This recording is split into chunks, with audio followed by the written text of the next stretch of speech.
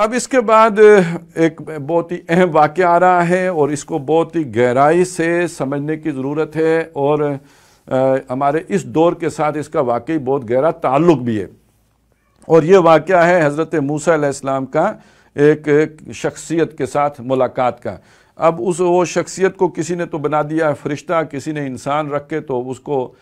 فرشتوں کے برابر کر کے تکوینی امور کے اوپر گویا اس کا جو ہے نا وہ ایک پورا پھر وہ نظام بن جاتا ہے آگے سارا، کوئی گویا اللہ تعالیٰ کی جو سول بیوروکریسی ہے اس کی جو ہے وہ چین آف کمانڈ اوپر سے لے کے نیچے تک وہ ساری بن جاتی ہے، اور جو لوگ دنیا کے انتظامات میں لگے ہوتے ہیں ظاہری جو بھی تشریعی سطح پر، تو وہ ان کو پھر وہ بڑا اپیل کرتا ہے، وہ اس طرح کے جو ریٹائرڈ ہوتے ہیں سیکٹری لیول کے لوگ پھر وہ اس طرح کے صوفی ازم کے اوپر بڑی لمبی چوڑی تقریریں فرماتے رہتے ہیں۔ تو اب یہاں پہ جو سمجھنے کی بات ہے، کوئی دو چار مشکل چیزیں ہیں، اتنی مشکل نہیں ہے لیکن اگر ہم چاہیں تو ان کو اگر ان لائن کر لیں گے تو یہ بات سمجھنی بڑی آسان ہو جائے گی۔ ہم نے خاص طور پہ جب بحث آئی تھی روح کی تو اس کے ساتھ ہمارے سامنے دو چیزیں آ گئی تھی کہ ایک عالم امر ہے، وہ روح عالم امر کی شے ہے، اور ایک عالم خلق ہے، یہ جو ہمارے سامنے جو بنتے ہوئے ٹائم لیتا ہے، جہاں ہر شے بتدریج ہوتی ہے، ایک دم نہیں ہوتی، وہاں تو بس کون تو فیکون ہو جاتا ہے، لیکن یہاں فیکون ہوتے ہوتے ہوتا ہے۔ اللہ نے آسمانوں کو کہا، زمین کو کہا کن تو فیکون ہو گیا، لیکن یہ کہ یہاں اس عالم تشریح میں وہ 7 دنوں میں بنے ہیں۔ اب وہ 7 دن جو بھی ہوں لیکن وہ کہ 7 دن ہیں، اس میں وہ ٹائم انوالو ہوا ہے، جبکہ وہاں تو کچھ بھی ٹائم نہیں لگا، کن فیکون۔ اللہ تعالیٰ نبی صلی اللہ علیہ وسلم کو آسمان پہ لے گیا اور کوئی ٹائم نہیں لگا، آنے جانے میں اتنا بڑے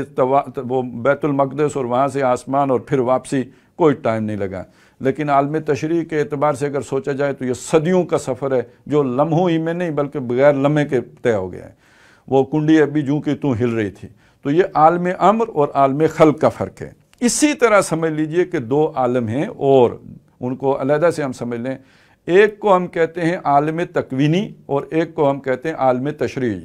عالم تکوینی یہ ہے کہ جس میں اللہ، یعنی یوں سمجھ لیجئے وہاں اللہ تعالیٰ کا اختیار مطلق ہے، وہاں کسی انسان کا کوئی اختیار نہیں ہے، وہاں کل کا کل اختیار۔ اس کا یہ مطلب بھی نہیں ہے کہ عالم خلق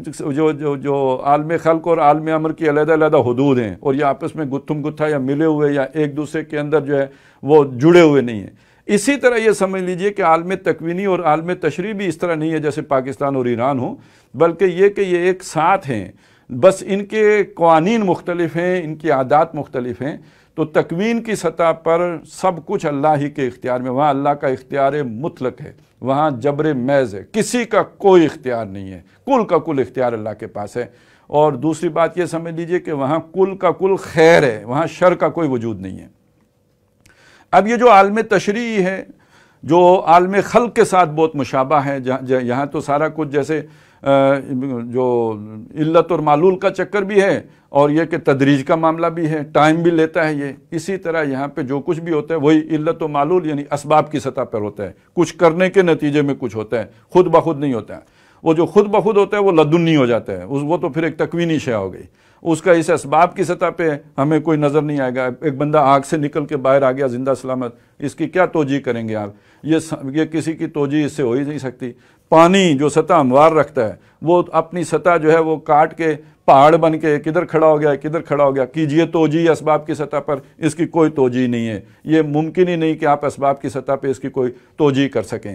تو یہ ہے آپ کا عالم اسباب اور یہ ہے آپ کا عالم تشریع، اور یہاں اختیار بھی ہے، جنوں کے پاس بھی اختیار ہے، انسانوں کے پاس بھی اختیار ہے، اما شاکرن و اما کفورا۔ ابھی ہم نے پڑھا فمن شاء فلیؤمن ومن شاء فلیکفر، لیکن جب عالم تکوینی کی بات آئے گی تو وما تشاؤون الا ان یشاء اللہ، تم چاہ بھی نہیں سکتے جب تک ہم نہ چاہیں۔ تو یہ اصل میں 2 مختلف علیحدہ علیحدہ عالم ہیں، ان کی علیحدہ علیحدہ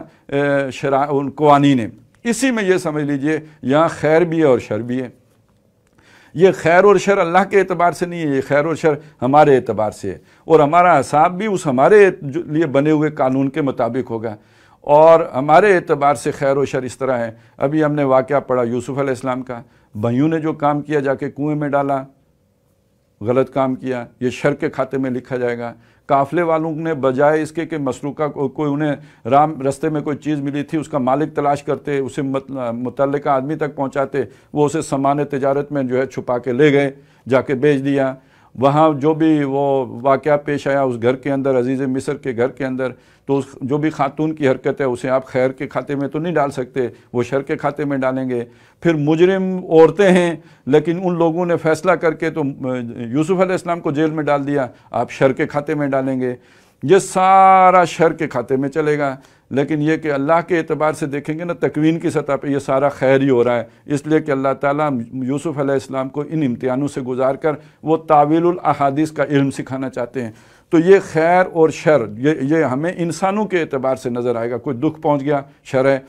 کوئی نقصان ہو گیا، شر ہے، کوئی حادثہ ہو گیا، شر ہے، کوئی بندہ مر گیا تو ہمیں تکلیف دے گا، ہمارے لیے شر ہے۔ تو یہ خیر و شر، لیکن ہم یہ مانتے ہیں کہ اور ایمان رکھتے ہیں وَقَدْرِ خَيْرِهِ وَشَرِّهِ مِنَ اللَّهِ تعالیٰ ہے، یہ خیر بھی اور شر بھی اللہ کی طرف سے آیا ہے، یہ ہمارا ماننا ہے۔ لیکن یہ کس سطح پر، یہ بات کس سطح کی ہو رہی ہے؟ عالم اسباب کی سطح پہ ہو رہی ہے۔ اسی کو پیچھے لے کے جائیں گے جب آپ عالم تکوینی کی سطح پر، تو جسے ہم نے شر سمجھا تھا وہ ہمارے اعتبار سے شر ہے، ہماری سوچ کے اعتبار سے شر ہے، ہمارے علم کے اعتبار سے اور سمجھ کے اعتبار سے شر ہے۔ وہ اللہ کے علم، اللہ کی سمجھ، اللہ کے فہم، اللہ کی حکمت کے اعتبار سے شر نہیں ہے، وہ خیر ہی تھا، وہ جس طرف بھی ہو۔ اس سطح پہ جا کے شر جو ہے وہ خیر مطلق، بس خیر ہی خیر ہے، شر تو بے یدک الخیر، قل اللہم مالک الملک تؤتی الملک من تشاء وتنزع الملک ممن تشاء وتعز من تشاء وتذل من تشاء بیدک الخیر۔ اب جب کسی سے بادشاہی چھنتی ہے تو 6 لاکھ قتل ہوتے ہیں یا نہیں ہوتے ہیں، اور کئی لاکھوں جو ہے اس میں جو ہے مرتے ہیں، اور پھر ظلم ہوتے ہیں، کیا کچھ نہیں ہوتا، کتنا فساد مچتا ہے، لیکن بیدک الخیر، اس میں بھی کوئی خیر ہوگا، وہ ڈھونڈنا پڑے گا، تلاش کرنا پڑے گا، اپنی سمجھ میں آئے یا نہ آئے۔ تو اب یہ جو 2 چیزیں ہیں علیحدہ علیحدہ، ان کو جب آپ جوڑیں گے تو یہ ویسے تو یہ ایک چونکہ وہی عالم امر کی چیزیں ہمیں سمجھ میں نہیں آتی، اسی طرح تکوینی اور تشریعی معاملات کو علیحدہ علیحدہ کرنا بھی بہت سے لوگوں کے لیے ان کے تصور میں یہ چیز تخیل میں آنا ذرا مشکل ہوتی ہے، اس لیے گڑبڑ رہتی ہے۔ تو بہرحال یہاں جو چیز سمجھائی جا رہی ہے، ظاہر ہے موسیٰ علیہ السلام کو کوئی چیز سکھائی گئی، وہ ہمیں نہ بیان کرتے کیا فرق پڑتا ہے، پتہ نہیں کیا کیا سکھایا ہوگا، تھوڑی سارا بیان کر دیا ہے۔ یہاں بیان کرنے کا مطلب ہے کہ کوئی ہمارے تصور میں بھی کوئی شے آ جائے، یہ کانسیپٹس جو ہے ہمارے کلیئر ہو جائیں، یہ کلیئر ہوں گے تو ہمیں یہ خیر و شر کا یہ سارا چکر جو ہے اس کو ہم صحیح جگہ پہ پلیس کر سکیں گے۔ تو بہرحال یہ ساری تھوڑی تفصیل میں نے اس لیے بتائی ہے کہ اس وقت جن حالات میں ہم ہیں ان چیزوں کو سمجھنا بہت ضروری ہو گیا ہے۔ اب ایک بیماری آئی ہے، یہ وائرس آیا ہے، اسباب کی سطح کے تقاضے اور ہیں، یعنی عالم تشریح کے تقاضے اور ہیں، عالم تکوینی کے تقاضے اور ہیں، اور یہ دونوں کو اگر ہم بیلنس کر لیں تو ایک بڑا صحت مند رویہ ہے جو انسان کا پیدا ہو جاتا ہے۔ اب میں آپ کے سامنے مثال رکھوں، عالم اسباب کے اور عالم تشریح کے تقاضے یہ ہیں کہ ہم وہ تمام احتیاطی تدابیر اختیار کریں جو ایک بیماری سے بچنے کے لیے جو ضروری ہیں، اور اس کے لیے ضروری جو بھی اقدامات ہیں وہ بھی کریں، اس کے لیے جو دوائیاں جو ڈھونڈی جا سکتی ہیں اس کی مشقت بھی اٹھائیں۔ یعنی اسباب کی سطح پر ہم مکلف ہیں کہ پوری کوشش کریں کہ اس بیماری سے نوع انسانی کو بچایا جا سکے اور اس کا خاتمہ کیا جا سکے۔ لیکن جب ہم نے یہ کیا تو ایک ایسا خوف پیدا ہو گیا کہ جس کو وہ بیماری لگتی ہے آدھے تو اس خوف سے مر جاتے ہیں، اور جس کو نہیں بھی لگی تو ابھی کچھ عرصہ اور چلا تو ایک علیحدہ قسم کی نئی بیماریاں شروع ہو جائیں گی، نفسیاتی امراض شروع ہو جائیں گے۔ اس درجے میں خوف پیدا ہو گیا، بچے خوف زدہ ہو گئے، ان کے تو شاید آگے کی نفسیات بھی خراب ہو جائیں۔ اب یہاں وہ بیلنسنگ فیکٹر آتا ہے کہ یہ عقل کی سطح پہ آپ سوچیں، غور کریں، سب کچھ جو ہے وہ اس کے لیے محنت کریں، احتیاط کریں، لیکن دل کی سطح پہ آپ مطمئن ہوں بیدک الخیر، ہوگا وہ جو اللہ چاہے گا، اس کے بغیر نہیں ہو سکتا۔ مجھے کوئی شے غضن نہیں پہنچا سکتی جب تک کہ اللہ کی مرضی نہ ہو۔ لہو معقبات من بین ایدیہ ومن خلفہ، من بین یدیہ ومن خلفہ یحفظونہ بامر اللہ، من امر اللہ، وہ اس کی حفاظت کرتے ہیں اللہ کے حکم سے۔ تو میرے ادھر بھی فرشتے ہیں، ادھر بھی فرشتے ہیں، ادھر بھی فرشتے ہیں، ہر طرف فرشتے ہی فرشتے ہیں، تو کوئی وارث ان کی اجازت کے بغیر مجھ تک پہنچ سکتا ہے۔ تو وما کان لنفس ان تموت الا باذن اللہ کتابا مؤجلا، کوئی جان مر نہیں سکتی جب تک کہ اس کو اللہ کا اذن نہ ہو، اور یہ لکھا ہوا ہے پہلے کب مرنا ہے اس نے، اس سے نہ پہلے مر سکتی ہے نہ اس سے بعد مرے گی، اس ٹھیک اپنے ٹائم پر مرے گی۔ یہ چیز آپ کے دل کو مطمئن کر دے گی، اس خوف سے بچ جائیں گے۔ وہ سائیڈ ایفیکٹ جو بھی پروپیگنڈا کہیں یا جو بھی اسے کوئی کہے گا اویئرنیس پیدا کی جا رہی ہے، کوئی کہے گا کہ پروپیگنڈا کیا جا رہا ہے، لیکن اس کا جو نتیجہ نکل رہا ہے وہ تو خوف کی صورت میں نکل رہا ہے، اور خوف زدہ کر کے تو پھر ظاہر ہے پھر اس کے ساتھ ایکسپلائٹیشن بھی ہے۔ تو اس سے بچنے کا ایک جو طریقہ ہے وہ یہ کہ ایک طرف دل مطمئن ہے اور دوسری طرف یہ ہے کہ اپنی ایک بیلنس اپروچ یہ ہے۔ اب ہمارے ہاں آپ کو دونوں طرح کے لوگ مل جائیں گے، جو ایک طرف یہ تکوینی والی باتیں کر کے تو تشریعی تقاضوں کا صاف انکار کر دیں گے، ضرورت ہی نہیں ہے اور کوئی احتیاط کرنے کی ضرورت ہی نہیں ہے، جی اللہ مالک ہے، یہ اللہ کو امتحان میں ڈالنے والی بات ہوگی۔ دوسری طرف آپ کو وہ لوگ بھی مل جائیں گے جو آپ کو کہیں گے بس احتیاط کریں، احتیاط کریں، احتیاط کریں، احتیاط کریں، خودکشی نہ کریں، دوسروں کو آپ قاتل بنیں گے کسی اور کو، یہ فتوے بھی آپ کو لگیں گے، اور وہ اندر سے اتنے خوف زدہ اور کھوکھلے ملیں گے آپ کو۔ تو یہ ہے اصل میں ان دونوں چیزوں کو سمجھنے کا نتیجہ۔ تو میں نے تو یہ ایک مثال دے کے بات سمجھائی ہے۔ اب ذرا آگے چلیے، یہ پچھلے آپ 10-15 سالوں میں جتنی کتابیں دجال پہ لکھی گئی ہیں وہ ساری پڑھ لیجئے، آپ اس سے زیادہ خوفزدہ ہو جائیں گے جتنا آپ اس وائرس سے خوفزدہ ہیں۔ تو یہ یہودی تو خوفزدہ نہیں کر رہے، شیطانی تو خوفزدہ نہیں کر رہا، یہ بظاہر جنہوں نے دجال سے خبردار کیا انہوں نے بھی کوئی ضرورت سے زیادہ ہی خبردار کر دیا ہے۔ معلوم ہوتا ہے سارے کام ہی دجال کر رہا ہے، معلوم ہوتا ہے دنیا کا سارا اختیار ہی شیطان کے ہاتھ میں آ گیا ہے، اور یہ ایک طرح کی بے ایمانی پیدا ہو رہی ہے کہ گویا اللہ تعالیٰ بالکل لا تعلق ہو گیا ہے، اس کے اختیار میں ہی کچھ نہیں رہا، شیطان بھی اتنا باغی ہو گیا ہے کہ اللہ بے بس ہو کر رہ گیا، نعوذ باللہ من ذالک۔ تو یہ سمجھ لیجئے کہ نہیں، شیطان بھی کچھ نہیں کر سکتا، جیسے میں اور آپ وما تشاؤون الا ان یشاء اللہ نہیں ہو سکتا۔ تکوین کی سطح پر اختیار مطلق اللہ کے پاس ہے، اور اس کے بغیر، اللہ کے اذن کے بغیر کوئی نہ جن نہ انس نہ شیطان نہ شیطان کی فوج سارے مل کر کچھ انسانوں کا بال بھی بینکا نہیں کر سکتے، کوئی قدم بھی نہیں اٹھا سکتے۔ یہ اس سطح کا وہ چیز اپنی جگہ پہ بہت ضروری ہے کہ ہمیں اس کا یقین ہو۔ ٹھیک ہے شیطان اپنی سازشیں کر رہا ہے، اپنی ریشہ دوانیاں کر رہا ہے، وَإِن كَانَ قَيْدُهُمْ لِتَزُولَ مِنْهُ الْجِبَالُ، ان کے مکر ایسا تھا کہ اس سے پہاڑ ٹل جائیں، وہ اپنی جگہ پہ ہے، لیکن ہے اختیار سارے کا سارا اللہ کے پاس، یہ یقین ہو۔ اب اس حوالے سے یہاں پہ یہ جو 2-3 واقعے آئے ہیں یہ بس ان حقائق کو سمجھانے کے لیے آئے ہیں۔ یہ موسیٰ علیہ السلام کو بھی اسی لیے دکھائے گئے اور ہمیں بھی اسی لیے سنائے گئے تاکہ یہ چیزیں ہمارے سامنے کلیئر ہو جائیں۔ ایک وہ جو بھی خضر ہیں یا جو بھی وہ شخصیت ہیں ان کو آپ سمجھ لیجئے کہ تکوینی امور کے اوپر فائز کیا گیا ہے، ان کا کام، ان کے اوپر اطلاق نہیں ہوتا تشریعی قوانین کا، وہ اللہ تعالیٰ کی وہ جو خفیہ حکومت ہے اس کے اعلی کار ہیں۔ وہ تکوین کا جو بھی اللہ کا نظام ہے، اللہ کا حکم تکوینی طور پر کیسے نافذ ہوتا ہے، اللہ کا جبر کیسے نافذ ہوتا ہے، اس کے لیے جو ہے وہ ایک کارندے کے طور پر وہ کام کرتے ہیں۔ ادھر موسیٰ علیہ السلام ہیں جن کے سپرد شریعت کی گئی ہے، یہ اسباب کی سطح پر جو ہے وہ عمل درآمد کرانے کے پابند ہیں، ان کی اپنی ذمہ داری ہے، ان کی اپنی ذمہ داری ہے، اور دونوں اپنے اپنے کام میں لگے ہوئے ہیں۔ اب یہ دونوں کو اللہ نے قریب لا کے ایک دوسرے کے ساتھ تھوڑا سا رکھا ہے، صحبت کروائی ہے، تو